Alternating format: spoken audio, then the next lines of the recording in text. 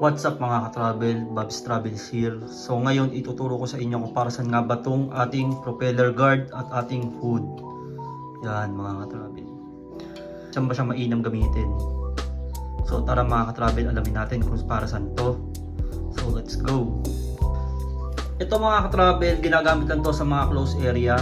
Hindi naman na siya advisable gamitin sa mga open area kasi nga wala naman siyang sasabitan at dagdag bigat nga naman ito sa ating drone. Pero ang maganda dito mga ka-travel, pagka mga close area, ayan, kahit bumangga siya sa pader, okay na okay lang siya. Kasi nga mga ka-travel, gaya nga sabi ko sa unang video, itong mga propeller na ito mga ka-travel, once na tumama siya sa may pader na ganon, sigurado ako mga ka-travel, masisira yan, mababali yan. Pero mga ka-travel, pagka ito is nakakabit na itong propeller guard natin na to, kahit ibangga mo siya sa mga ka-travel sa pader, is okay na okay siya. So ito mga ka-travel, ikakabit natin para ma-testing natin kung talaga bang matibay ito. Ayan, kung talaga bang tatagal ang ating drone, kung sakali mang sumabit sa pader o kaya sumabit sa puno. Ayan mga ka-travel, testing natin ngayon. Ikakabit ko ngayon kung para makita nyo rin kung gaano katibay ito mga ka-travel.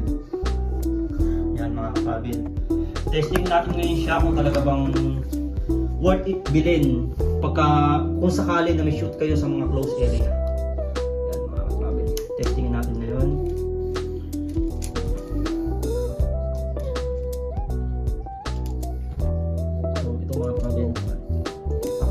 Propeller guard. Ito mga ka-travel. Tingnan natin kung talaga bang safe itong gamitin mga ka-travel. Ito mga ka-travel, hindi naman na kailangan sa mga open area kasi nga dagdag lang to sa bigat ng ating drone. Pero maganda to mga ka-travel pagka sa close area. Yan. In case na bumangga siya sa pader mga ka-travel, hindi siya magka-crash. Kita nyo mga ka-travel, yan. Medyo lumaki ang ating drone. Lumaki itsura ng ating drone. Yan.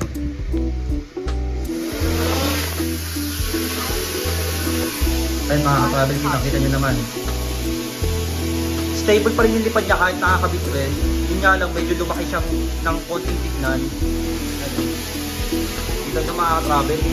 Solid siya mga ka-travel pagka tumama sa miyan niya. Iangat natin ng konti mga ka-travel. Yan. Testing natin mga ka-travel ay ibangga sa pader. Yan mga ka-travel, kita nyo?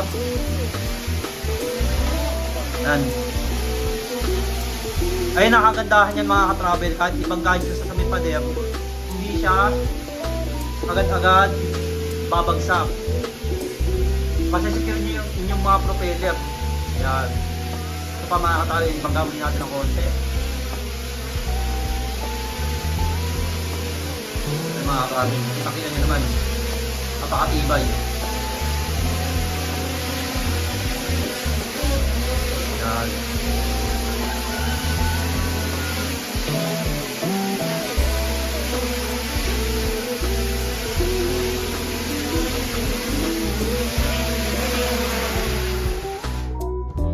Ayos mga ka-travel, kita nyo naman. Ito mga ka-travel, ginagamit na talaga ito for safety purposes. Yan. Ito naman mga ka-travel, yung ating lens hood. Yan. Ginagamit to para hindi siya direct sunlight pagka pinalipad nyo ang inyong drone. Yan. Tapos, ang kinagandahan nito mga ka-travel, hard plastic siya. So pagka possible na bumangga ito sa may pader, yan, bumangga ganyan. Ayan, hindi masisira agad-agad yung ating gimbal, kaya okay din to.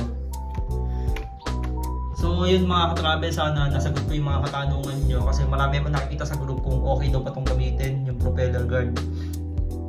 Para sa akin mga ka-travel, okay siya pagka close area mga ka-travel. Pero pagka mga open area naman mga ka-travel, hindi naman na siya kailangang ikabit pa kasi na ang disadvantage nito is bibigat ang ating drone at medyo dagdag din siya sa weight.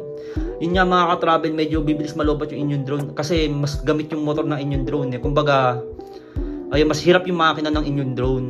Ayun lang ang kapangitan niya. Pero, yun nga, kung sa mga close area, pagka bumangga siyang pa ganun, hindi siya direct hit na tatama agad yung inyong propeller.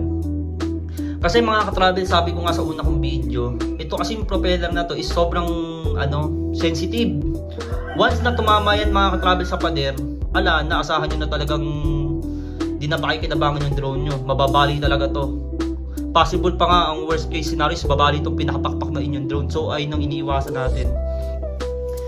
Kaya mga ka-travel, kung gusto nyo ng medyo secured yung inyong drone, lalo na pag mapupuno yung lugar, magkabit kayo ng ganito mga ka-travel. Mura lang naman siya kaysa hindi na mga ka-travel, masira ang inyong drone, mas mahal yun. Ayun lang mga ka-travel, salamat. Please like and follow my page for more videos and drone videos mga ka-travel. Maraming salamat po.